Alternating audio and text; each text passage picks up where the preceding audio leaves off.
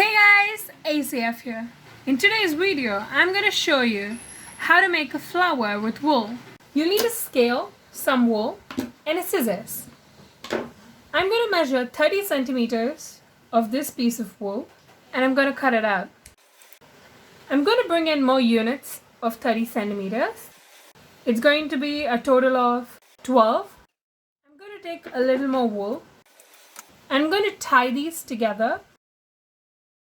I'm going to take a piece of tape to hold our wool down. Now divide the wool into 3 equal parts. That would be 4 strings on each side.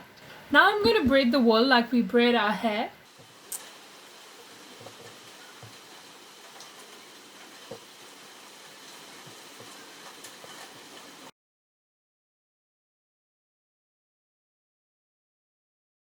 I'm going to take another piece of wool to tie the end together. Now I'm going to remove the tape, and it's going to look like this. I'm going to trim the edges a little. And now I'm going to roll the braid and stick the braid. Decorate your rose with the help of stones.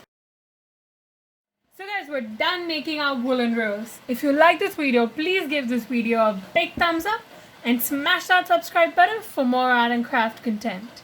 Thank you so much for watching.